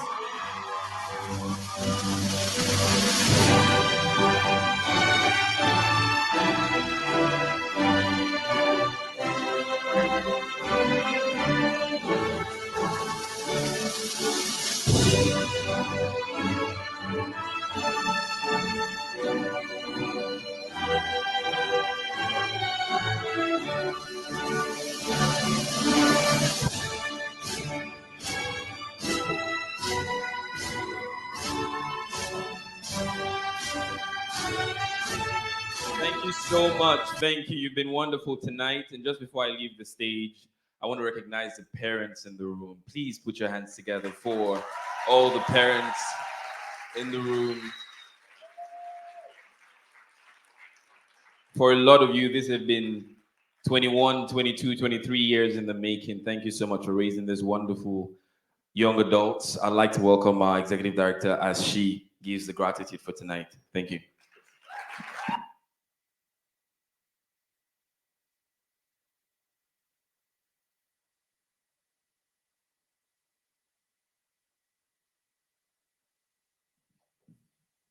Wow, what an evening. I hope everyone is feeling the contagious energy in the room. I'd like to take a moment to center ourselves in gratitude, a place that, for those who know me well, knows I call home. With that being said, please bear with me as I acknowledge and recognize all of the incredible individuals who have made tonight possible. I'd like to send gratitude around the room to the South Florida team, our programs manager and phenomenal MC for this evening, Mr. James Okina.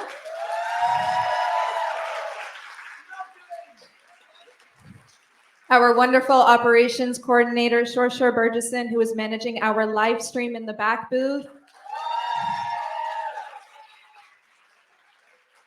Our associate search manager, Javier De Soto.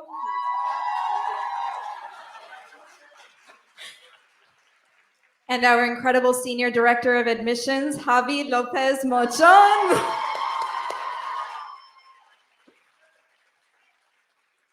A special shout out to our global team who is in the room this evening, our VP of Impact Ecosystem, Tyler Tornavin Giuliano.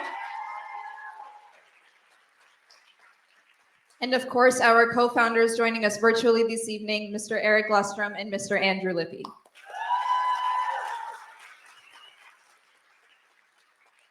I'd also like to thank our Rockstar student team that have all played instrumental roles this evening. Thank you, Michael Bailey, all the way in the back booth for operating our lighting this evening. Miss Yasmina, who has been working her magic backstage.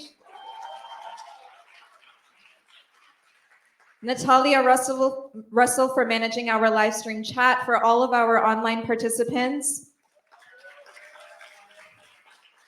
And to all of our incredible student ushers that have kindly been guiding you in and out of the theater, thank you.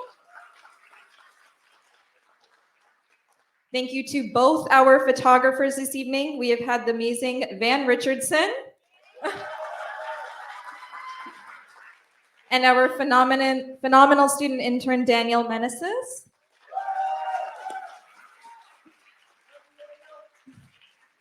To the entire Lynn University Film Club and Dr. Navadushi for working with us since November to create our student films. You all are complete superheroes, and none of what we would do would be possible without you. I'd also like to thank all of our preceptors in the audience this evening. Your continued commitment, advocacy, and support for our students does not go unnoticed. Thank you.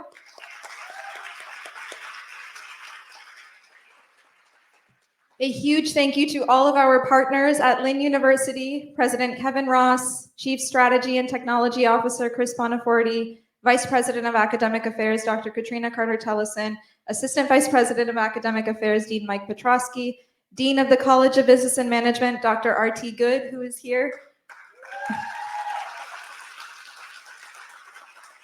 Associate Dean of our College of Business and Management Dr. Harika Rao, Assistant Professor Dr. Brent Muckridge, Director of Special Projects, Madison Slate. and all of the staff at Lynn University who support, encourage, and champion all of the students here at Watson Institute. We are deeply grateful for all of your work. I'd like to thank our corporate foundation and individual funders to Watson Institute. Our important work would not be possible without their support, most notably Western Union Foundation, Ford Motor Company Fund, Bank of Montreal, and Truist Bank. We want to shout out everyone here in the audience today. If you are a parent of a senior tonight, congratulations, you have done it.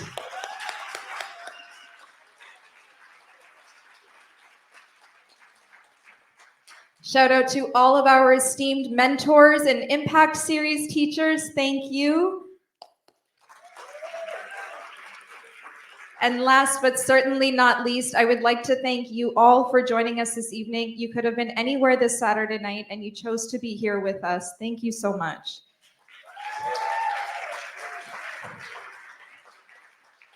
Class of 2024, this is a bittersweet moment for me personally, as you were the first group to kick off my journey when I joined this organization. It has been an honor to play a small part in your impact journeys, and I truly thank you for allowing me in. I am so profoundly proud of you and equally as sad to see you go, but wherever you end up on your journey, I hope you know your Watson community will be here to continue to support, champion, and encourage you to always protect your courage. Ladies and gentlemen, this concludes our evening. Gratitude to you all, and good night.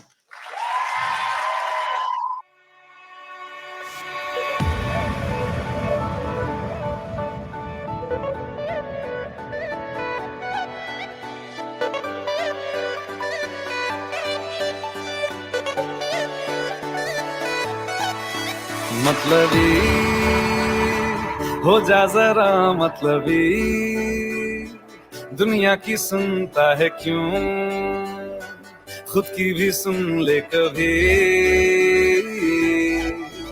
मतलबी हो जा जरा मतलबी दुनिया की सुनता है क्यों खुद की भी सुन ले कभी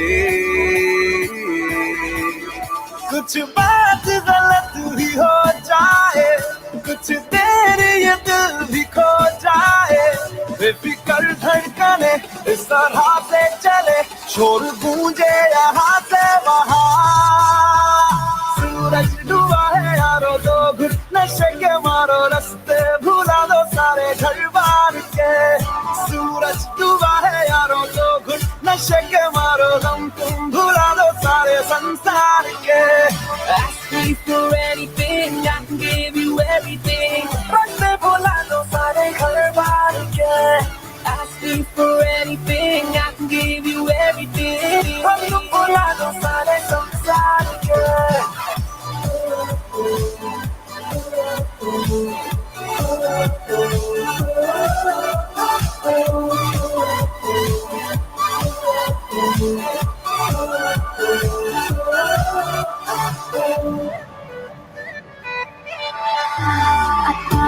पता रहे ना किसी का हमें यही कहे ये पल जिंदगी का हमें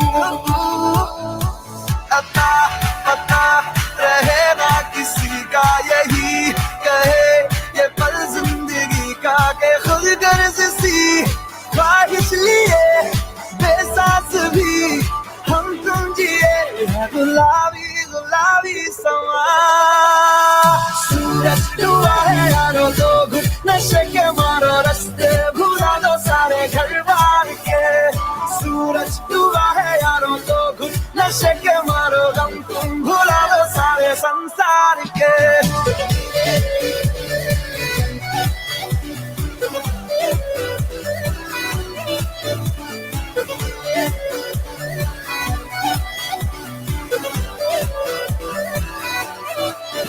मतलबी हो जा जरा मतलबी दुनिया की सुनता है क्यों खुद की भी सुन ले कभी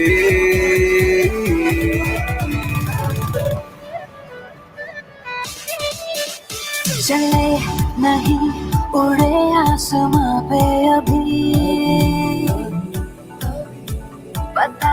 न हो है जाना कहाँ पे अभी चले नहीं उड़े आसमां पे पता न हो है जाना कहाँ पे कि बेमंजिले हो सब रास्ते दुनिया से हो जरा फासले कुछ खुद से भी हो दूरियां सूरज डूबा है यारो दो घुट नशे के मारो रास्ते भुला दो सारे घर बार के सूरज डूबा है यारो दो घुट नशे के मारो गम तुम भुला दो सारे संसार के Ask me for anything, I can give you everything.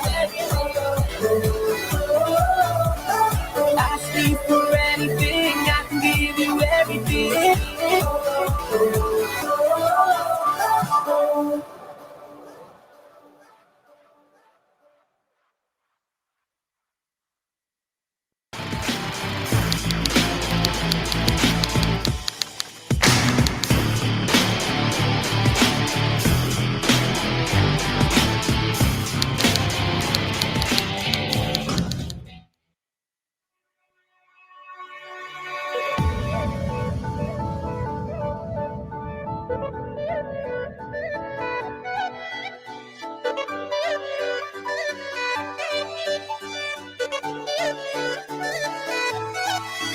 मतलबी हो जा जरा मतलबी दुनिया की सुनता है क्यों खुद की भी सुन ले कभी मतलबी If you want to join a big group photo, I'd like you to just come over here right behind class of 2024. And class of 2024, please come to the front. The photographer wants to do this. Class of 2024, please come to the front. No, you're facing me. So you're facing me, yeah. Is everyone here? So just right here, perfecto, perfecto. Come to this side. Make sure I can see them. Okay.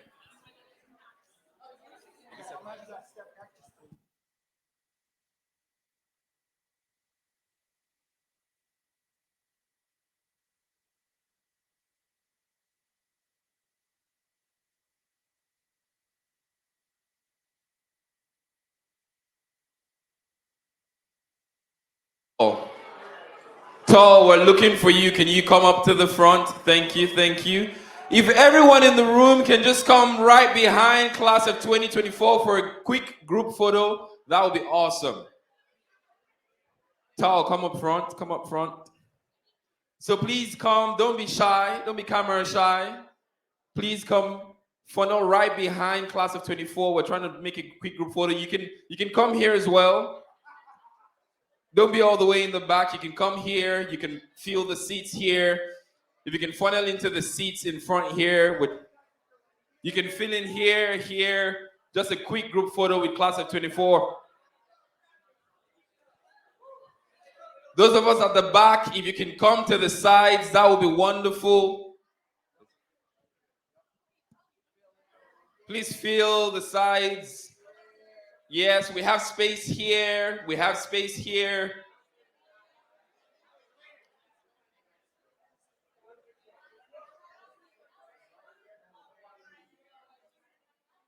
Yes, parents, you can come right beside them. Thank you, thank you. You can come to the front as well. Yes.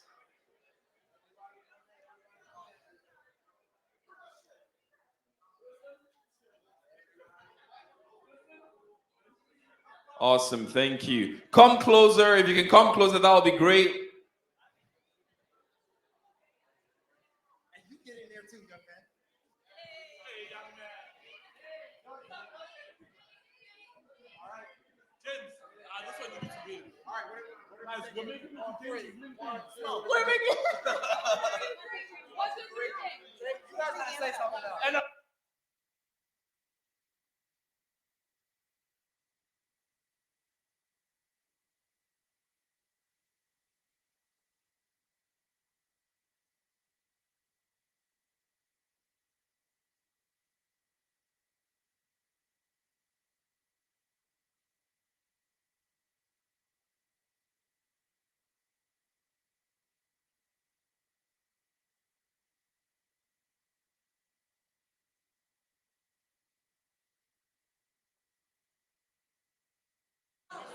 Class of 24, please come up to the stage for our group photo. Thank you, thank you.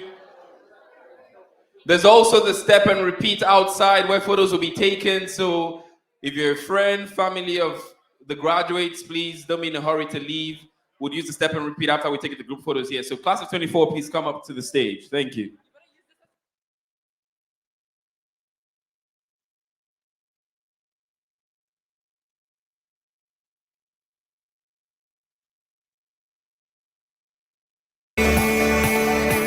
हो जा जरा मतलबी दुनिया की सुनता है क्यों खुद की भी सुन ले कभी कुछ बात गलत भी हो जाए कुछ देर ये दिल भी खो जाए बेफिक्र धड़कने इस तरह से चले शोर गूंजे यहाँ से वहाँ सूरज डूबा है यारो दो घुट नशे के मारो रास्ते भुला दो सारे घर बार के सूरज डूबा है यारो दो घुट नशे के मारो गम तुम भुला दो सारे संसार के Ask me for anything, I can give you everything. रास्ते भुला दो सारे घर बार के Ask me for anything, I can give you everything. तुम भुला दो सारे संसार के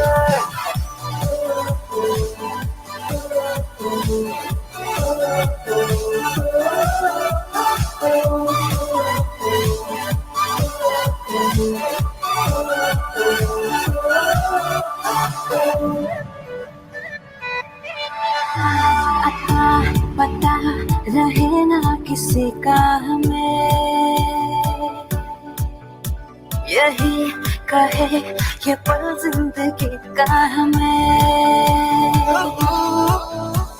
अता पता रहे ना किसी का यही कहे ये पल जिंदगी का के खुद गर्ज सी ख्वाहिश लिए बेसास भी हम तुम जिए गुलाबी गुलाबी समा सूरज डूबा है यारो दो घुट नशे के मारो रास्ते भुला दो सारे घर बार के सूरज डूबा है यारो दो घुट नशे के मारो गम तुम भुला दो सारे संसार के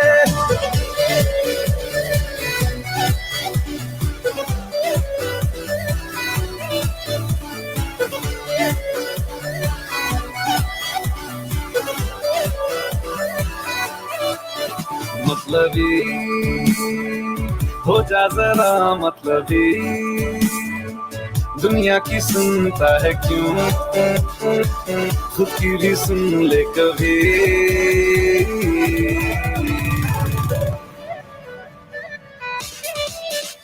चले नहीं उड़े आसमां पे अभी पता न हो है जाना कहाँ पे अभी चले नहीं उड़े आसमां पे पता न हो है जाना कहाँ पे कि बेमंजिले हो सब रास्ते दुनिया से हो जरा फासले कुछ खुद से भी हो दूरियां सूरज डूबा है यारो दो घुट नशे के मारो रास्ते भुला दो सारे घर बार के सूरज डूबा है यारो दो घुट नशे के मारो गम तुम भुला दो सारे संसार के Ask me for anything, I can give you everything. Ask me for anything, I can give you everything.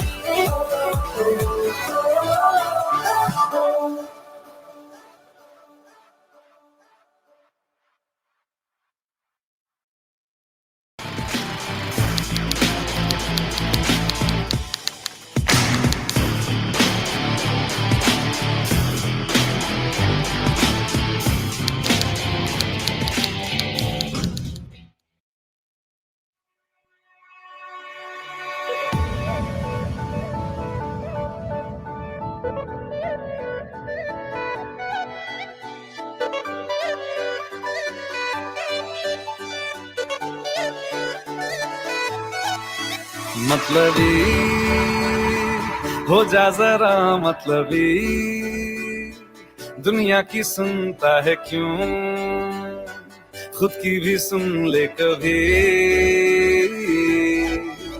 मतलबी हो जा जरा मतलबी